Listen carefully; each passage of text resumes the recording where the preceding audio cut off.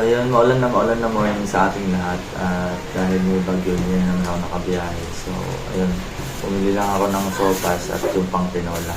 So ito muna yung almusal natin.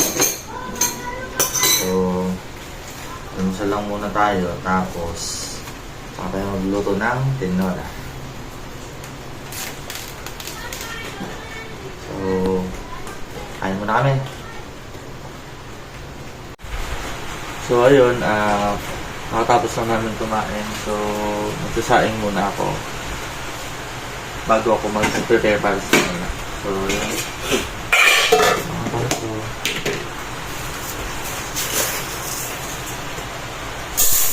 masarap umilog ng sabaw ngayon.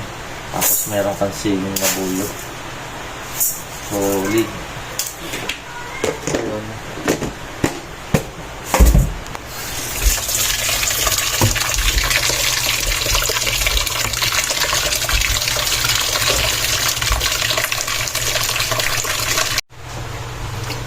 So yun, hilasan lang natin yung ating bigas.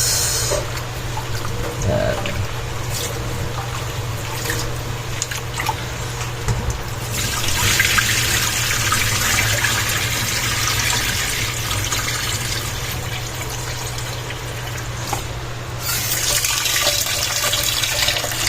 Tapos, yung pangalawang hugas bigas, yun yung gagawin natin pang sabaw sa tinola.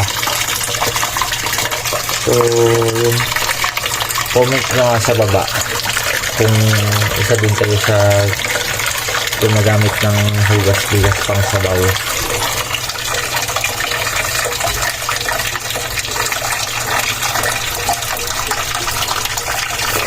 Lagay lang natin isa dito sa silanggon.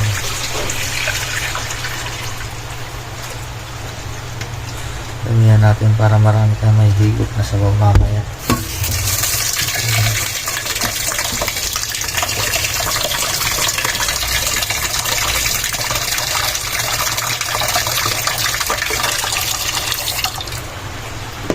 Isa rin ba kayo sa mga hindi gumagamit ng measuring cup sa pagsasaing? Kamay-kamay lang, goods na. So yung punasan natin ilalim. And then salang. Yeah.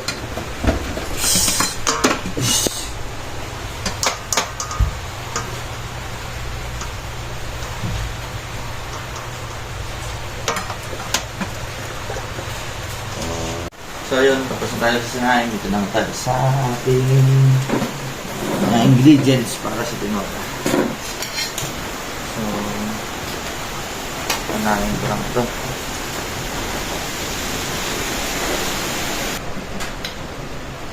So yun, simutin lang natin yung mga natirang balat kasi sa litong nabili kong sayote. Dati na sinabalatan. Kaso nga lang, hindi nila sinunod yung balat. Tinamad na siguro sila. Ayan. Yun. Ang dami pang natirang balat.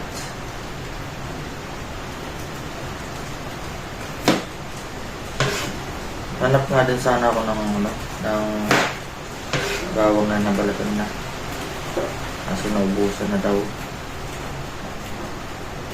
Tamad na rin natin yung mga taong bumili ay magbalat, kaya yung balatan na bawang din yung binili nila.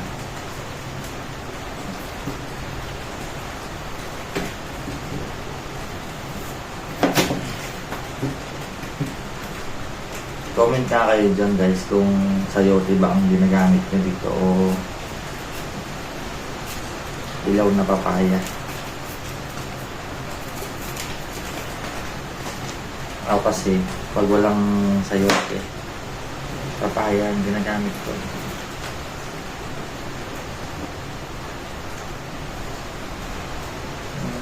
Chop lang natin siya.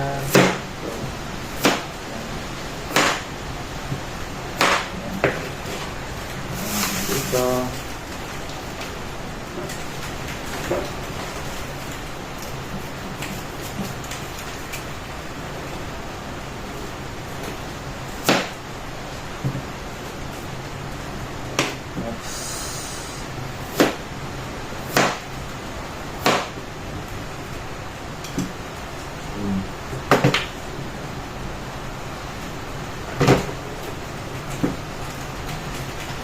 Yung manok nga pala natin guys, naugasan ko na sa kanina. So yan, kaya nandiyan na sa harap.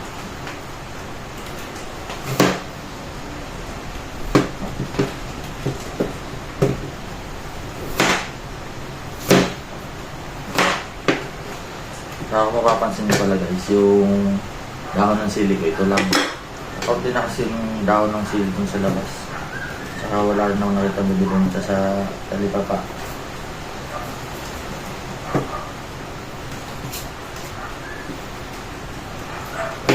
So, makikita nyo, mapapansin nyo ang puro ng kutsilyo ko. Ang ko ba dito? Nasa ako no, pero ang bilis itong narol. So yun, tapos na tayo sa yote. Naman tayo sa bawang. Dalhin lang natin yung dulo niya. Tapos natin pigpit na sa isa.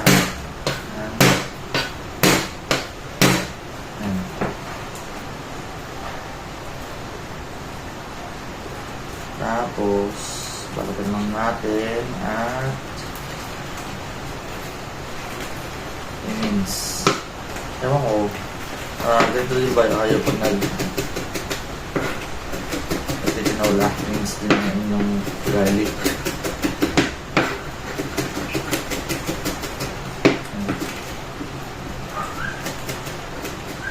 Ewan ko, mas gusto ko talaga yung mince garlic. Parang sa halos lahat niluluto ko. Gusto ko mince.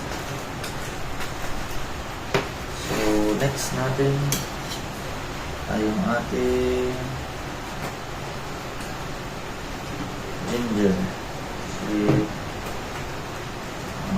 Ganito. At yung gawin sa pitpitin. Yan. Pagka-pitpit, natin i-slice ng nipis. Pinubok-pok nyo rin ba yung pinipit-pit nyo rin ba yung ginger para mas lumabas yung katas niya. Mas mabilis palabasin yung katas niya habang pinapakuluan. So, madami din ba kayong maglagay ng ginger sa tinola? Comment nyo lang sa baba.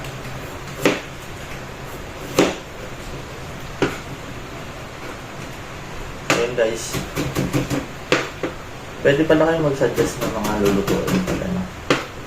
Yung mga mura lang muna guys, wala pa tayong budget para sa mga maraming sahog at regalo na lutuin.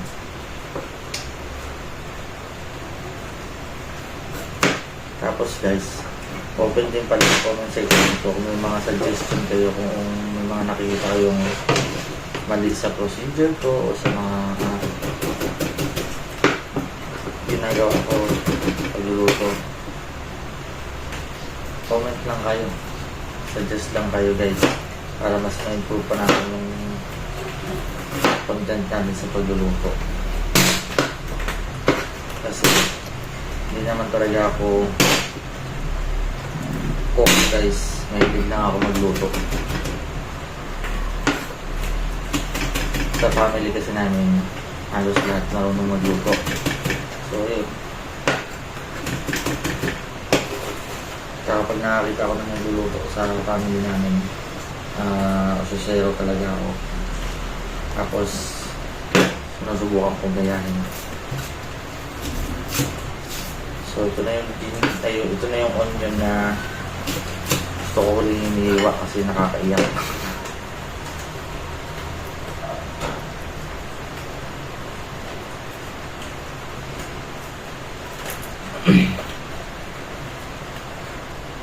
Kayo guys, napaiyak na din ba kayo ng onion?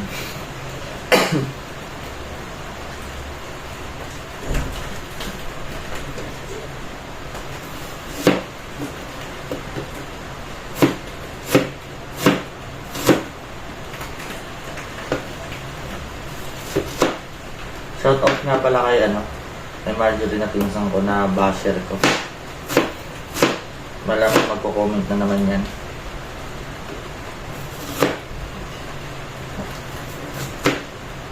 So, yun. Iwan na natin lahat. Okay. So, ano nga ba yung ano ko? So, doon na tayo sa pagluluto.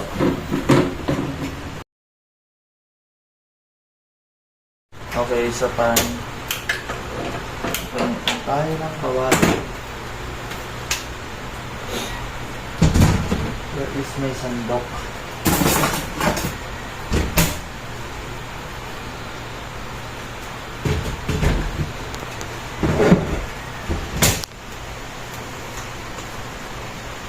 Lagyan tayo ng mantika. Alam natin siyang minute. Cut. Ating kawali at mantika. Lagyan natin ang ating aromatics na natin ito. So, gusto ko talaga yung medyo na light na siya. Nag-golden brown na siya. Ayan.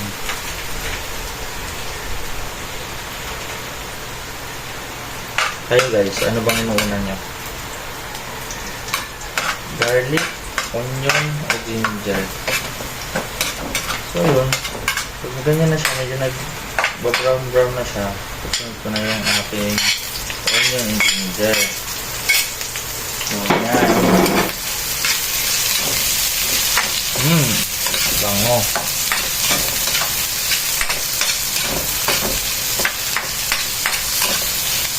Grabe.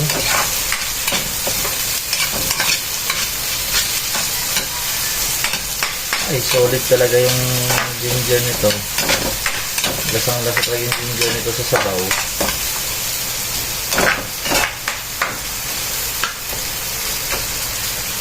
So, ayan guys.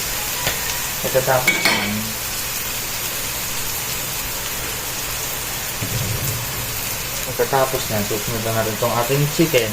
Yung chicken pala guys, ano lang yan, wala pang 1 kilo. Nasa 200 kasi yung kilo dito ng chicken. Kaya sana all dun sa lugar na mura ang kilo ng chicken. Parang gusto ko nga lang mag-alaga ng manok para mura lang yung magagastos ko pag magluluto ako. So yun guys. So yun guys, papagunan natin siya. Palabasin na natin yung natural na katas niya. Saka natin siya balikan. Bye bye. Dito mo sa palabas na natin yung bango, grabe. Palabas na natin yung katas na ng manok. So yun o, grabe o. So actually may lalabas pa yan, hindi pa yan talaga yung sagad na lalabas ng katas. I-reduce din kasi natin yan ng katas na yan. Pero habang pinapalabas natin yung katas niya, papareduce natin, maglalagay tayo ng Knorr chicken cubes para mas malinamnam ang ating tinola. Tapos Lawrence patis. Baka naman Knorr at Lawrence. So yun, nagilang tayo. Wala na to. Tapos magdagdag na rin tayo itong ground black pepper.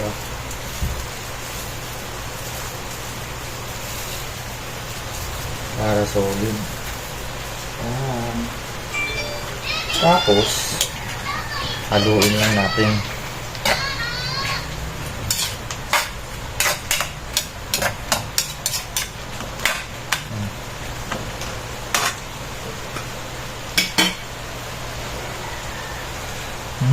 Takpan lang ulit natin. So yun guys, after 10 minutes lalagyan na natin itong ating ugas-bigas. Grabe. Aray ko, mainit.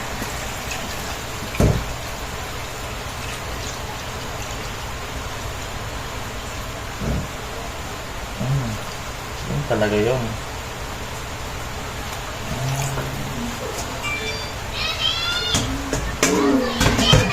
So yun talagang nag-uumapaw sa sabaw para madaming manigop mamaya. Aray ko, mainit. Yan natin muna siyang kumulo at babalikan natin siya after 20 to 30 minutes. So yun guys, after 30 minutes. Sobrang bango. Lalagyan na natin ang ating sayo. Wow! Grabe yung sabaw. Ngayon, ilalagay din natin kung kakarampot natin dahon ng sili. At least meron. Ngayon, parang nakulangan ako sa nilagay ko paminta kanya. So, naglalagay pa ulit ako. Yan.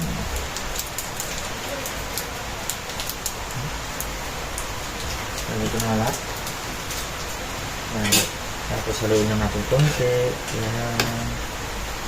At dahil nakalimutan ko maglagay ng siling doon, ito ang nilalagay ko. Kambal na labuyo. Ngayon, papakuloy lang natin yan ng 10 minutes or hanggang sa lumambot na yung ating sayote. So yun lang, papakuloy natin.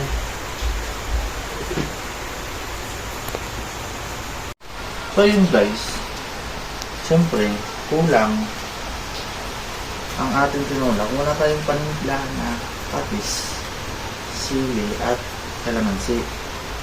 So gagawa lang muna ako ng ating, so meron ako ditong 4 na labuyo.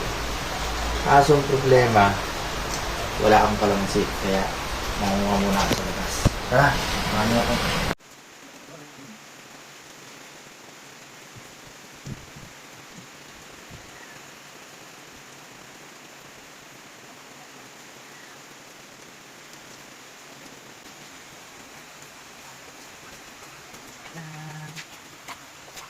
Actually guys, wala pa talagang hinog na kalamansi. Pero siyempre, kinuha ko na. Kaysa naman wala tayong kalamansi.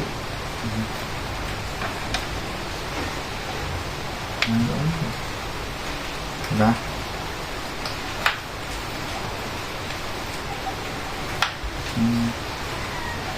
Kaya ginawa ko ng 5 yung kinuha ko para kahit maliit pa siya. At least.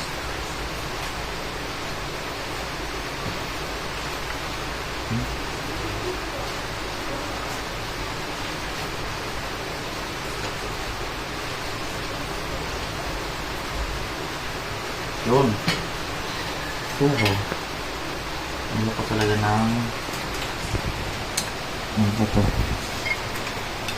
At ang dahilan niyan ay makikita nyo maya-maya lang.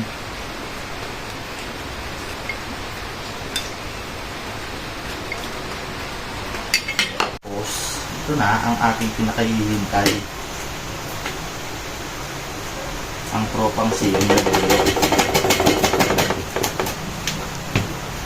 So yun o, sayang ito. Yan.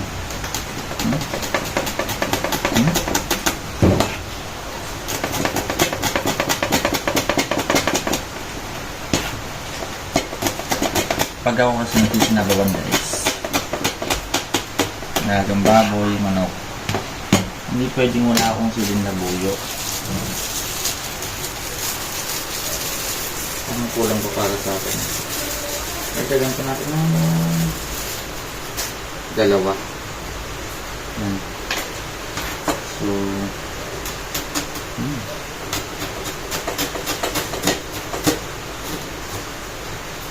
konti lang yan. Tapos lalagyan natin dito. Yan. Tapos syempre, kulang yan kung walang patis. So yan. Wala. It's a prank.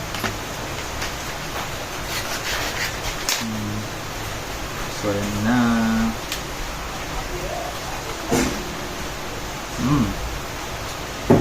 So, yun guys, oh.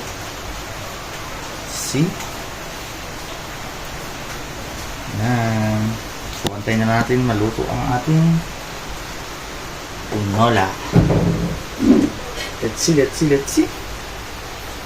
Wow. Aray.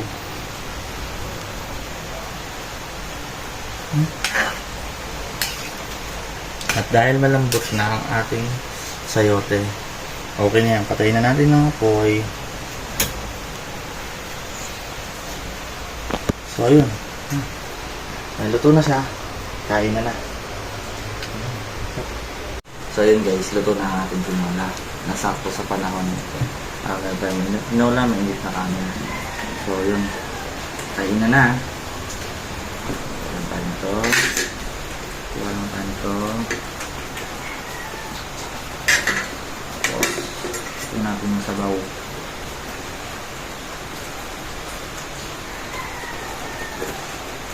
Grabe. Solid. Yung sakto sa may bagyo. Mainit na sabaw. At siyempre, hindi mawawala ang ating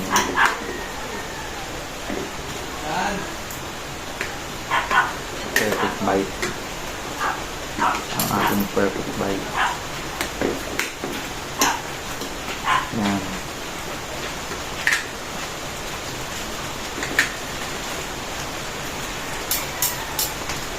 Siyempre, ang perfect bite, hindi pwedeng walang tamang sili. So, para sa inyo to.